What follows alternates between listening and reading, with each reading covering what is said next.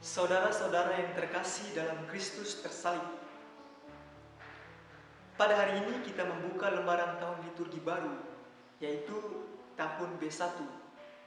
Seperti biasa, di tahun liturgi yang baru ini, kita sebagai umat Katolik pun memulai masa Advent, yaitu masa di mana kita mempersiapkan diri kita untuk menyambut kedatangan Sang Juru Selamat. Ini adalah masa penuh rahmat yang disediakan khusus oleh gereja bagi kita. Maka jangan sampai kita menyia-nyiakan atau melewatkan tawaran dari masa Advent ini. Di hari Minggu Advent pertama ini, tema besar yang diberikan kepada kita ialah berjaga-jaga. Nah, kata berjaga-jaga itu mempunyai padanan arti dengan kata berwaspadalah, berhati-hatilah.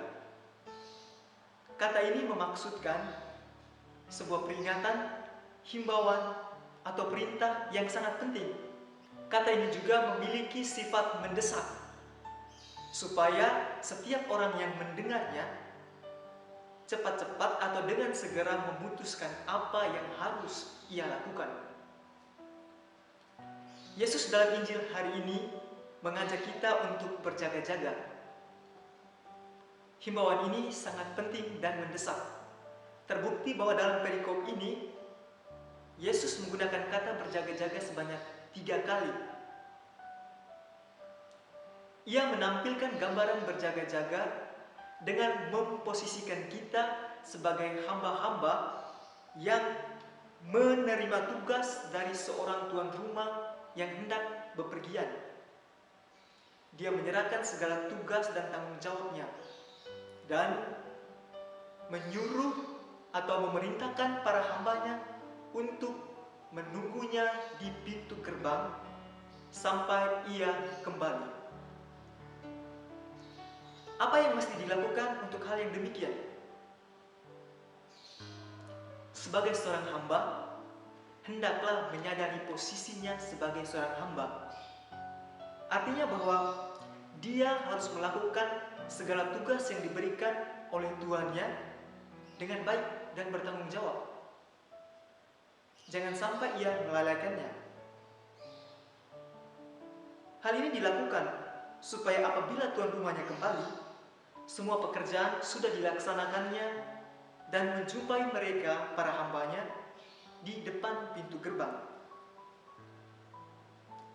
Kesadaran ini menurut saya perlu ditanam sungguh, sebab kedatangan tuan rumah tidak dapat diduga oleh siapapun. Saudara-saudara yang terkasih dalam Kristus tersalib, kita pun secara khusus di masa Advent ini diajak untuk berjaga-jaga. Kata berjaga-jaga bukan berarti menunggu atau menanti tanpa melakukan apapun. Jika kita hanya sekedar menanti, maka di dalam diri kita akan timbul rasa bosan atau bahkan memutuskan untuk tidak mau menunggu lagi. Kata berjaga-jaga menurut saya mengandung sebuah harapan. Harapan itu ialah sesuatu yang ingin kita capai. Harapan ada sesuatu yang ingin kita peroleh. Nah, apa harapan itu? Harapan itu tiada lain ialah damai Kristus yang kita nantikan. Oleh karena itu, para saudara-saudariku yang terkasih, dibutuhkan sebuah sikap berjaga-jaga yang ekstra, yaitu menata kembali jalan hidup kita. Hal yang harus dilakukan ialah menyadari, tahu siapa diri kita di hadapan Tuhan.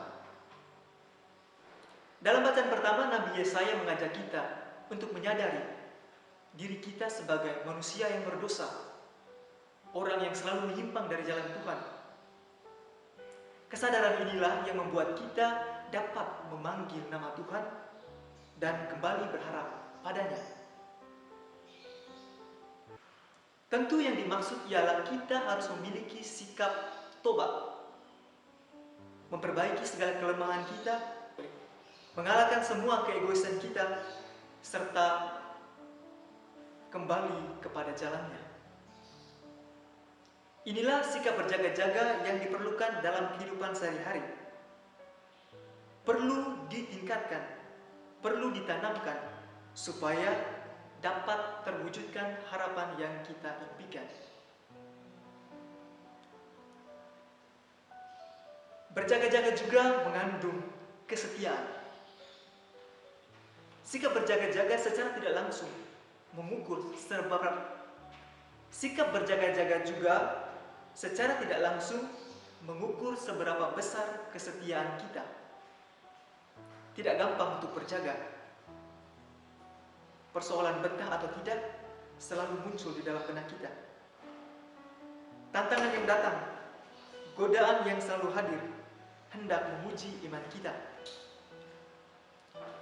Apakah kita tetap setia dalam penjagaan kita? Atau malah sebaliknya, kita meninggalkan pos jaga kita?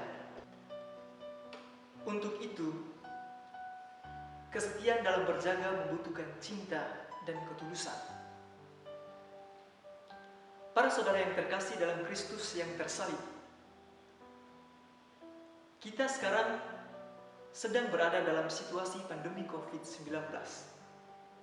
Sebuah situasi yang menantang iman, harapan, dan kasih kita akan Allah. Kita ditantang, apakah kita tetap terjaga dalam kesetiaan dan harapan akan Allah. Tidak sedikit orang dengan kehadiran COVID-19 ini menghakimi Allah, bahkan mengutuk Allah. Ada yang bertanya, di manakah Tuhan?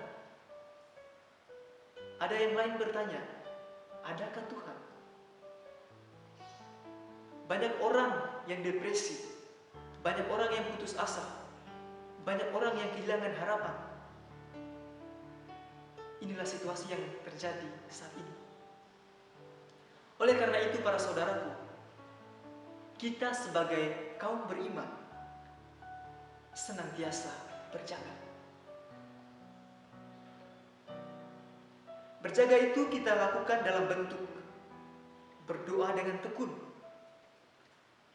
menyadari siapa kita di hadapan Tuhan, menyesali dosa kita, dan bertobat. Jika kita telah memiliki sikap-sikap ini, saya yakin dan percaya kita tidak akan goyah dan terombang-ambing oleh situasi seberat apapun, termasuk situasi COVID-19 ini.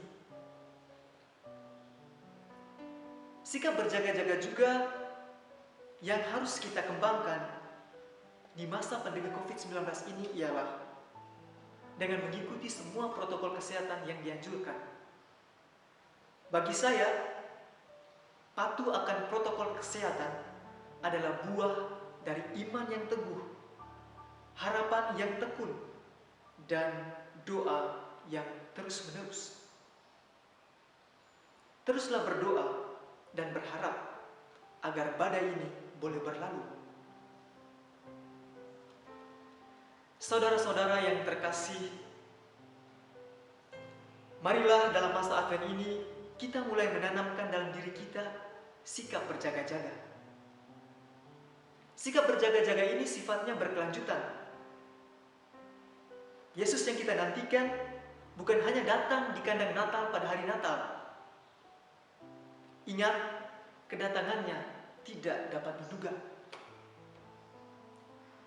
Maka marilah kita membarui iman kita dengan doa dan pertobatan, menyadari segala kerapuan kita, dan berbaliklah kepada Tuhan.